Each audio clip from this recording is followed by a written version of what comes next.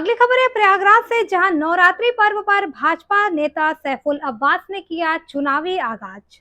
खबर को विस्तार से जानेंगे, लेकिन उससे पहले लेते हैं एक छोटा सा ब्रेक।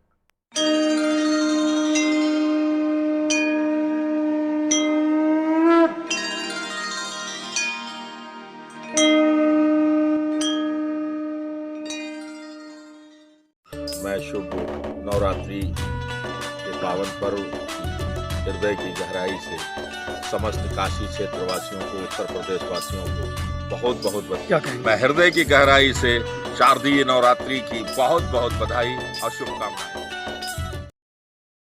ब्रेक के बाद आपका स्वागत है। खबर है यूपी के प्रयागराज से, जहां हंडिया तहसील क्षेत्र के सैफुल अब्बास ने नवरात्रि पर्व पर सभी देशवासियों को नवरात्रि की ढेर सारी बधाइयां दी और पत्रकार से बातचीत के दौरान उन्होंने किया चुनावी आगाज। देखिए प्रयागराज से district incharge channel Pradeep Mishra की रिपोर्ट। मैं शुभ नवरात्रि के पावन पर्व की हृदय की गहराई से समस्त काशी क्षेत्र वासियों को, उत्तर प्रदेश वासियों को बहुत बहुत बधाई, हार्दिक शुभकामनाएं देता हूँ। आप 52 लोकसभा क्षेत्र प्रयागराज से चुनाव प्रभारी बनाए गए और अब 2024 की तैयारियां बड़ी तेज़ी के साथ चल रही हैं, तो शारदीय नवरात्रि के पर्व से क्या धमाका करने वाले हैं? कितनी तैयारी लेकर के चल रहे हैं, क्या कहेंगे आप? देखिए, पार्टी के अपने काम हैं जो कि चैनल वाइज चल रहे हैं। जगह जगह चौपाल बैठक और बहुत सारे काम जो पार्टी के आए हुए हैं वो कार्यकर्ता निरंतर कर रहे हैं। पार्टी तय करती है कि किस तरीके का काम कार्यकर्ताओं से लेना है और जो काम दिया हुआ है उस पर निरंतर कार्य चल रहा है।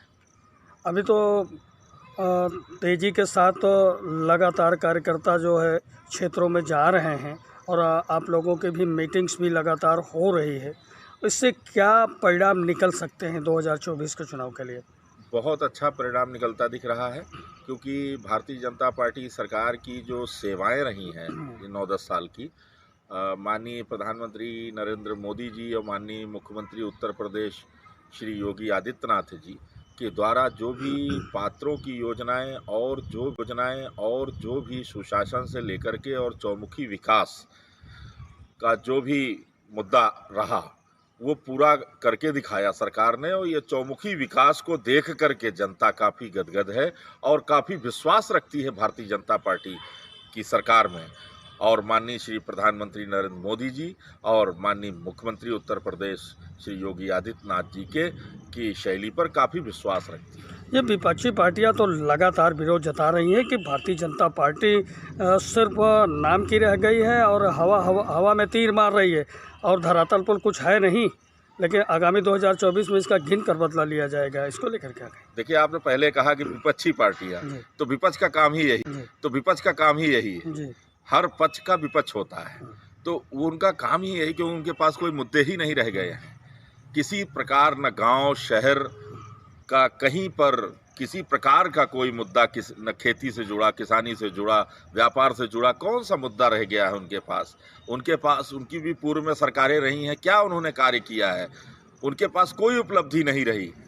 भारतीय जनता पार्टी की भारी उपलब्धियों को, भारी विकास कार्य को देख करके दहल गया है विपक्ष, उसके समझ में नहीं आ रहा है। आपने देखा होगा कितने दल आपस में एकजुट हो रहे हैं, लेकिन आपस में उनकी स्थितियां ठीक बन नहीं पा रही हैं। तो स्थितियां काफ़ी खराब हैं विपक्ष की। तो विपक्ष तो कुछ न कुछ तो बोलेगा ही, लेकिन जनता समझती है, जनता को जनादेश देना है, जनता समझती है। ये प्रयागराज की सीट बड़ी अहम मानी जाती है उत्तर प्रदेश के लिए, जिस पर आपको बहुत बड़ी जिम्मेदारी दी गई है।